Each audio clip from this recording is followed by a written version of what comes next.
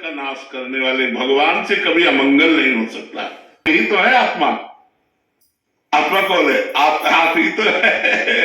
तो आप गलत करेंगे तो गलत आपको ही भोगना पड़ेगा। अच्छा, डंडा चलता है आत्मा के ऊपर कि शरीर के ऊपर? हाँ, अनुभव किसको होता है? यही बात समझ ली, यही बात समझ ली। तो समझ में आ गया। तो ये राजा है अंदर आत्मा, इंद्रियां, मन, ये सब उसके सैनिक है।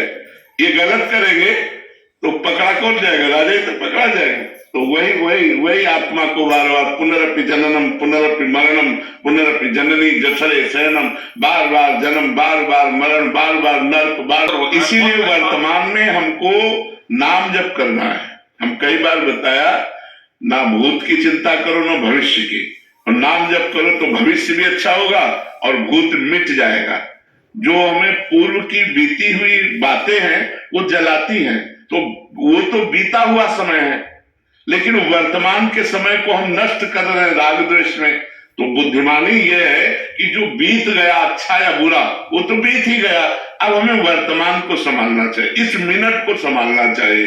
इस मिनट को संभालने के लिए राधा राधा राधा राधा राधा, हम पीछे की बातें ना सोचे, हम वर्तमान में मन को लगाएंगे। यदि नाम में, भगवान में, दो प्रकार के विचार फेंकता रहता है, एक पॉजिटिव एक निगेटिव।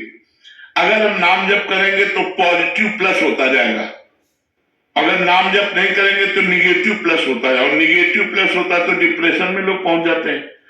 निगेटिव ही तो चिंतन है जो गाढ़ हो गया तो डिप्रेशन में पहुंचा देता है। इसलिए हम सबसे प्रार्थना करते हैं अपने जीवन को सुखमय और आनंद में व्यतीत करने के लिए नाम जप करो, जरूर करो।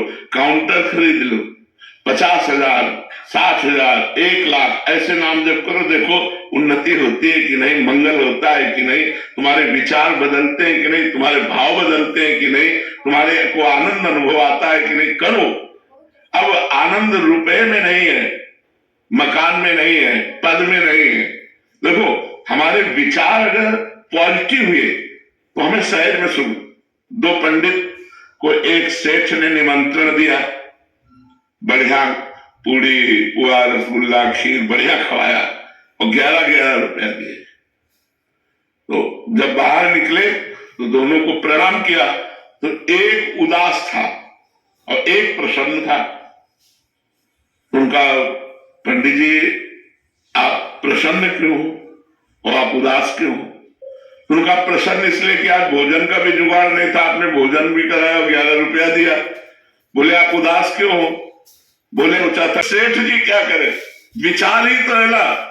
एक ने विचार इतनी इच्छा प्रबल कर ली तो उसको 90 का घाटा दिखाई दे रहा है और एक को 10 रुपया मुनाफा दिखाई दे रहा है, क्योंकि भोजन की भी नहीं थी तो भोजन भी मिला, 10-11 रुपया भी मिले। तो ये हमारे विचार जो है वो हमको दुख सुख देते रहते हैं। तो हमारे पॉजिटिव विचार हो तो हम सुखी हो जाए, निगेटिव विचार होते तो हम दुखी होते हो। आत्मा से जुड़ना चाहिए, शास्त्र स्वाध्याय, सत्संग और नाम जप, ये हमारे अंदर पॉजिटिव विचार पैदा कर देंगे। जैसे अभी आपने सुना कि भगवान जो करते अच्छा करते, कहीं ना कहीं दिमाग में बात गई।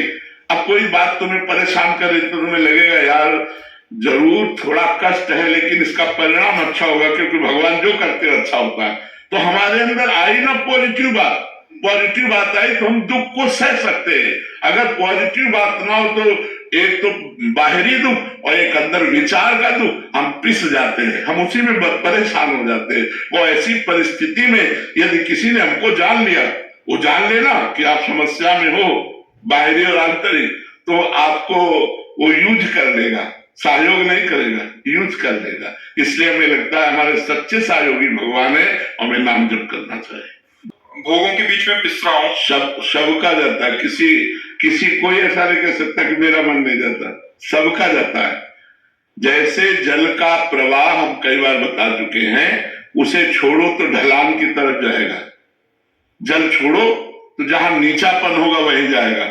ऐसे ही मन को छोड़ दो तो नीच इंद्रियों के भोगों की तरफ जाएगा। अब जैसे जल को ऊपर चढ़ाना है तो यंत्र की जरूरत है, मशीन है तो उसको ऊपर चढ़ा देगा। ऐसे ही मन को यदि हमें ऊर्ध्वगामी बनाना है, अगर हम बार बार मंत्र नाम जप नहीं करेंगे तो ये विषयों में जाएगा ही, तुम्हारा ही नहीं पूरे विश्व का है। पूरे विश्व का मन भोगों में ही जाता है, भगवान में नहीं जाता। भगवान में लगाना पड़ता है। पानी नीचे जाता, ऊपर नहीं चढ़ता, उसके लिए मशीन लगानी पड़ती है। ऐसे हमें मंत्र जपना पड़ेगा, तभी हमारा मन भोगों से हटकर ऊर्ध्वगामी भगवान की तरफ होगा। वो खूब नाम जप करो, मंत्र जप करो। आप शरणागत हो, तिलक लगाओ तो खूब जो मंत्र मिला उसे खूब जप करो।